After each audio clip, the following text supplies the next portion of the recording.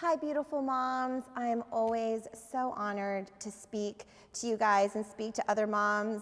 And I am just completely honored to be here. So thank you so much for this opportunity. My name is Patricia Davis, and I am one of the associate campus pastors at Temple Terrace.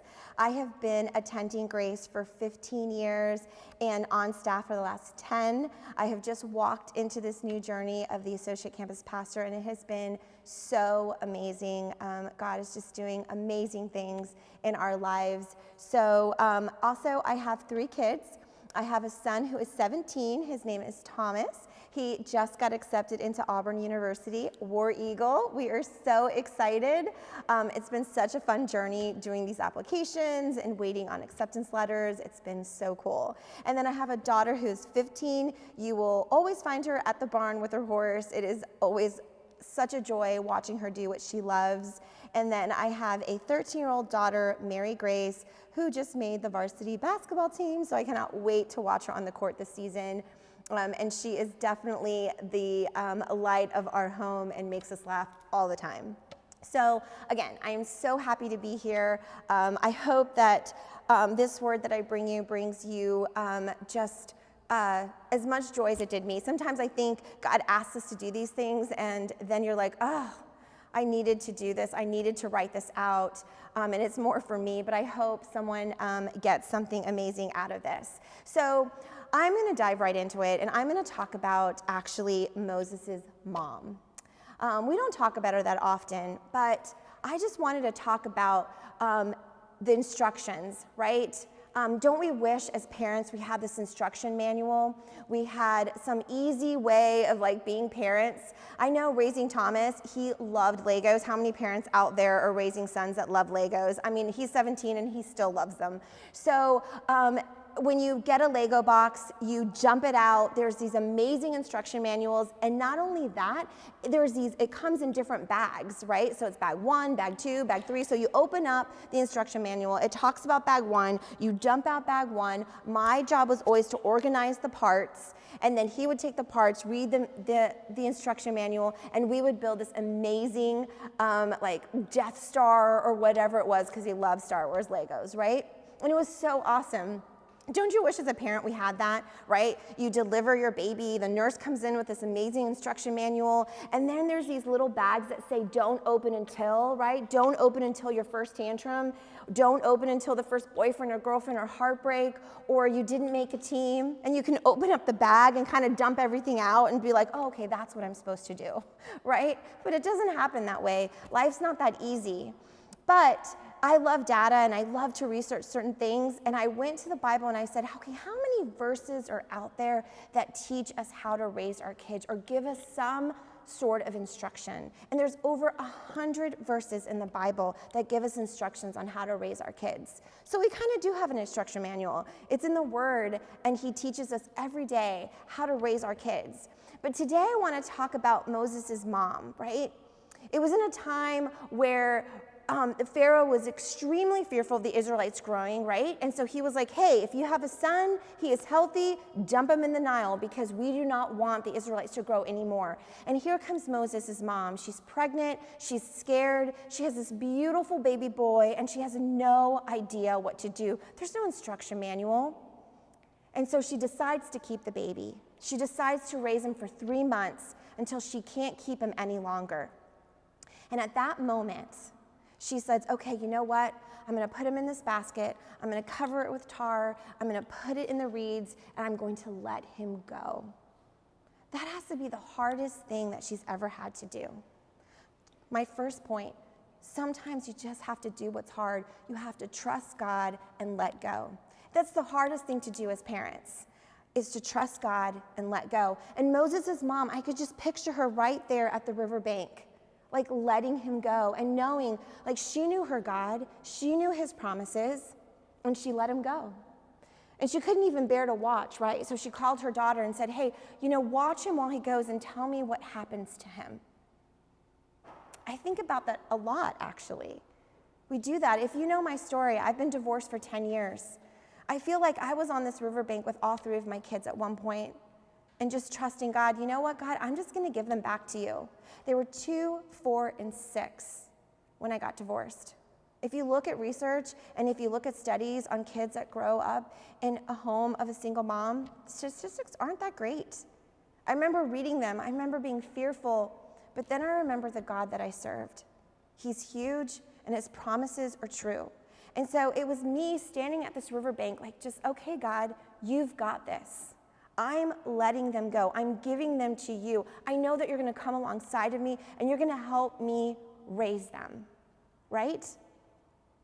And so as the story goes, she lets Moses go. And he goes down the river, right, as his sister watches.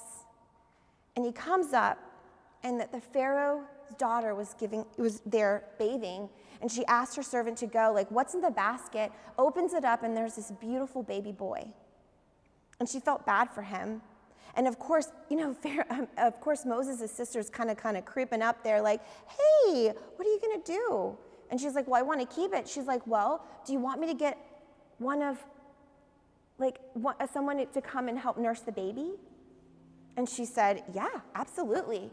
So she goes and gets Moses' mom, brings her back, and she says, great, nurse him and raise him to a certain point, and then give him back to me.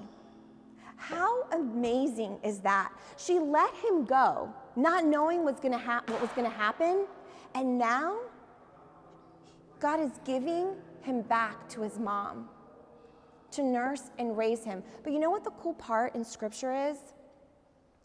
During that time of raising, she got to create this foundation and teach him, Moses, of the God that she served, the God that kept his promises. During that time, it was so pivotal for her, right, to raise this son to know her God, because she was going to have to eventually let him go. So the next point is, you know what, during that time, first of all, we have to trust God and do hard things, and then we have to do what's hard. During this time of raising our kids, I feel like we have 18 years. Like, God has blessed us with these kids, and we have 18 years to pour in, and we have to do what's hard. Guys, the world is just shooting at our kids constantly, right? As a mom, we're having to compete with the TV, Netflix, Instagram, Snapchat, whatever it is at that moment. We're constantly competing. So I'm asking you as moms, we have to continue to do the hard thing. She knew that she had this baby for a short amount of time. And it was everything. I'm sure it took everything her had. She's like, you know what? I'm going to use this time wisely, and I'm going to pour into my son everything so he does not doubt who his God is. Because she was going to let him go, right, into the Pharaoh's home. Like, he would have everything. He would have all the money. He would have food. I mean, you can't compete with that. As moms, we can't compete with the world. I cannot compete with the world. I cannot give my things this instant gratification that they constantly are getting on Instagram or wherever they're at. I can't instantly gratify my children. I cannot compete with that. But I know what I'm called to do. I'm called to raise my kids. I'm called to create a foundation and do the hard things. I'm called to say no when the world says yes. I'm called to say no when their friends get to do what they want to do. I'm called to say, you know what, maybe it's not no, but not now. You know, my daughter just came to me the other day and asked me if she can go do something. And I mean, I had to think about it, I had to pray about it, I had to consult with other moms, and then I had to tell her, you know what, I'm not gonna say no, I'm just gonna say not now. And I'm gonna tell you guys, it was hard, because I love her, I trust her, I know she's not gonna do anything wrong, but I knew it wasn't the time for her to do that at that point. I feel like that's what we're called to do, guys. Our kids are fearfully and wonderfully made. God made your son and daughter. He fearfully and wonderfully made them. And then he gave them to you to raise and to love. And I feel like, you know, I know you've heard this, like the days are long, and I remember when my kids were small, and I'm sure most of you in this room right now have toddlers or maybe elementary school, and the days are long. The days are tiring. You wake up, and it's like, I'm doing it all over again. But let me tell you guys, the years are short. as I stand here thinking at this moment that my son is 17, about to be 18 and go off to college, I can't even imagine. And there's like sometimes this little bit of fear that comes inside, like, did I do enough? Did I create a strong enough foundation for him to go out into these universities where they don't teach about God? I remember being in college and getting distracted and wondering, and all these people come and talk at universities, and I remember I walked away for a minute from God because something was shinier over here.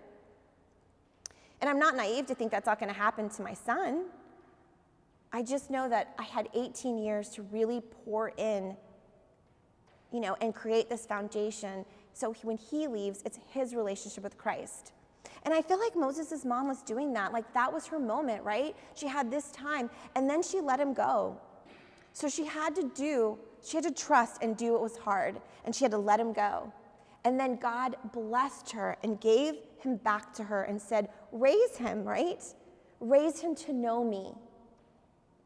And then she had to let him go again. So she had to do what was hard, and during all of that time, she had to raise him, and then she had to let him go into this amazing, rich, right? He had everything in the world, but he was marked for something different. God marked him for something different. His birth was marked for something different. It was actually to release, 400 years of slavery, and he was going to be the man that lets them walk out of all of that. And you know what? So he was, he got into this in Pharaoh's home, and he had everything, but he never forgot how he was raised, because he came right back to that. He came right back to what his mom had taught him and about a God that his mom knew. And I just feel like when we let our kids go, whether it's into elementary school, whether it's to a friend's house, whether it's to college one day, if we've given them a strong foundation, that they're not like, oh man, I don't know, I don't want my mom to find out. Instead, come back and say, no, Mom, I want to talk to you about this. Because I know that you taught me this, but this is what the world is saying. I love that they come back, my kids come back and ask me, you know what, today at school this happened, talk me through this. And I get to talk them through. I create intentional time for my kids all the time. My son and I have date nights once a month. My daughter, it's horseback riding. She loves when I'm there. She loves when I help. There's sometimes I get so busy and I can easily drop her off at horseback riding. I can, and I can go run groceries, and I can just kill a bunch of birds with one stone, right? But then there's this moment that I can see in her face that she's like, are you going to stay? And it's that moment that I get to be with her. It's that moment that we just have these awesome discussions, and God just opens up her heart, and we have these sweet conversations. That's the hard thing. We have, as parents, we just have to slow down and do the hard thing. It's so easy for me to go to the grocery store, but sometimes I have to do what's hard and I have to stay. And believe me, I do not love mucking stalls and getting all dirty. But I do it. Those are the hard things. Those are the sacrifices, because when Carmen opens up her heart and I get to hear what's on her heart, it's priceless. So just to review, the first point is sometimes we've got to trust God and do what's hard.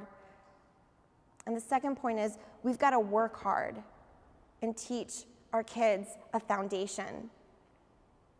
And my third point is don't compare. Guys, it is so easy to compare. It is so easy to look this way and compare. I'm so glad that Moses' mom didn't say, you know what? He's going to go into the Pharaoh's home where he has everything. What's the point? I have nothing.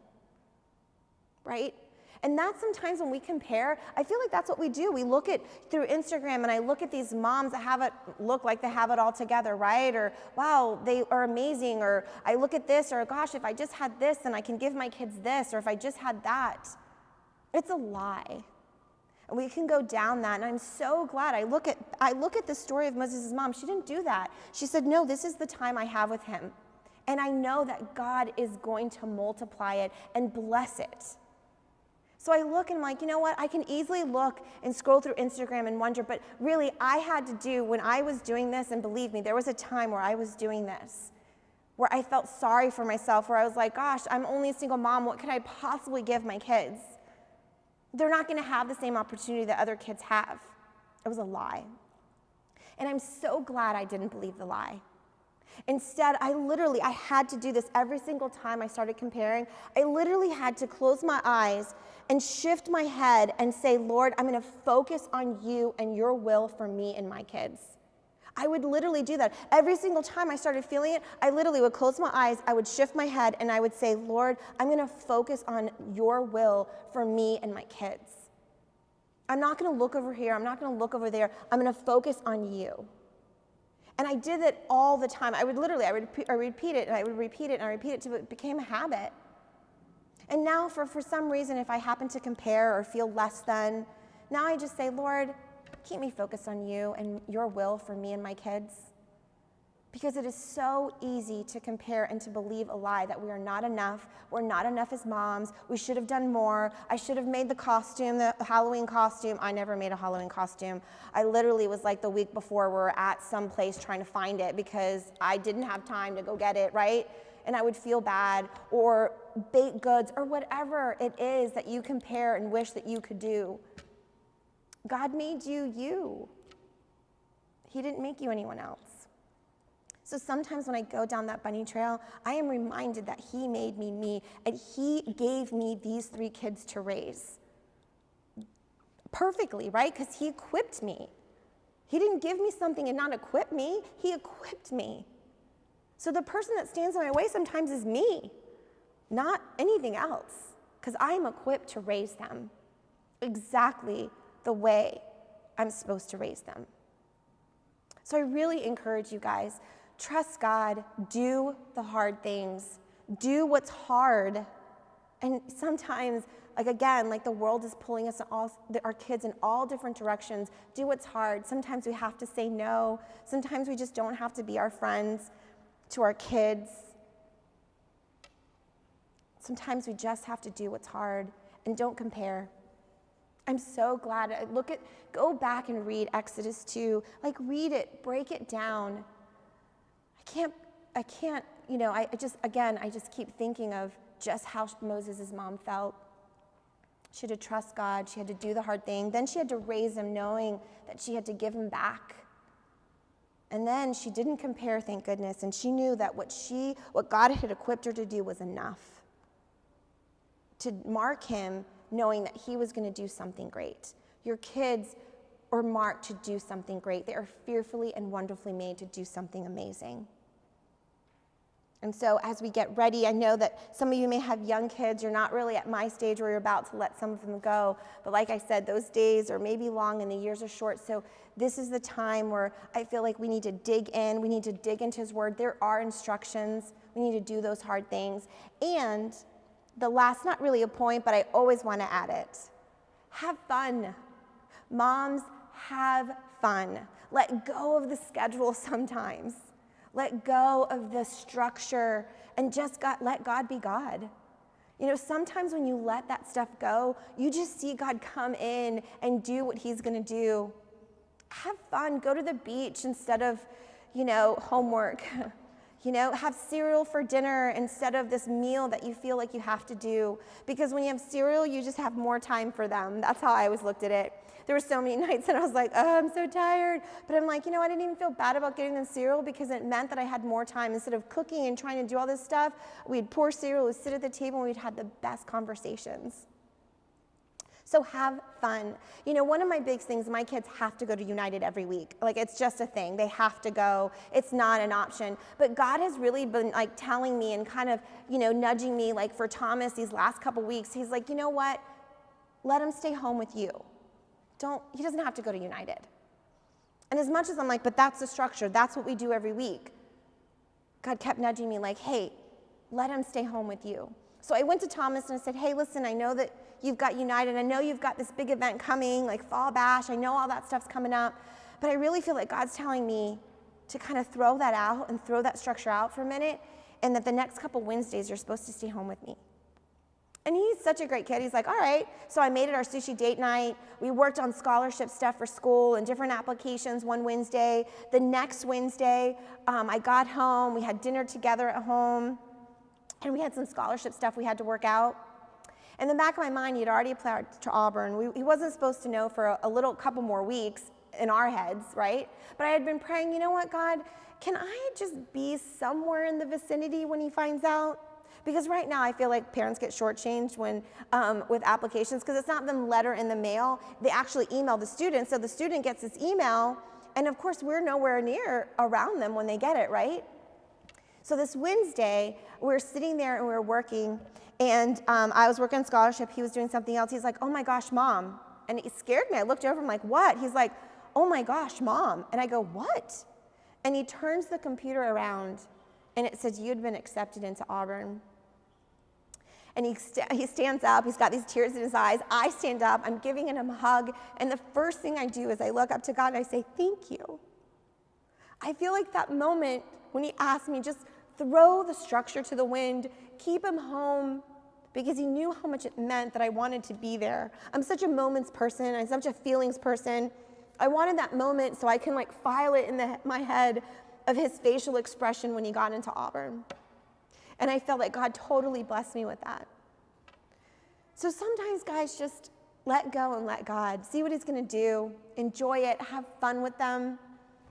There's so much going on in today's world. 2020, I don't even have to say anything, right? It's just been crazy. Some of us are homeschooling. We weren't supposed to, or e-learning when that wasn't always the case. So I just want to look at every single one of you and say, you're doing a great job. Motherhood isn't easy. Being a mom is not easy, so you are doing a great job. Keep doing what is hard. Keep trusting. Keep, having fun with your kids, and stop comparing. So I'm just going to pray really quick, and then that's really all I had to share. Thank you again so much for having me. It's always such an honor to stand in front of other moms. So Lord, thank you so much for this opportunity. Thank you for every single mom that is watching this or sitting in a room with other moms right now watching, Lord. Lord, I just pray that you just give them the strength to continue to do the hard thing, Lord. I just pray that you give them the direction to go, Lord. I just pray that you let them, that you continue, that they stay focused on you, Lord, that they don't look to the left or to the right or what this mom's doing or what that mom's doing, but they stay focused on you and what your will is for them and their family and their kids, Lord. And I know sometimes we get tired and we don't know what else to do, Lord. I just pray that they stay focused on you and their eyes turn to you, Lord, and they feel the direction and they open their hearts and their ears to what you have for them, Lord. Thank you for every single mom that is here, that is listening, Lord. And just thank you for our amazing kids that you have blessed us with, Lord. In Jesus' name we pray. Amen. Thank you, guys.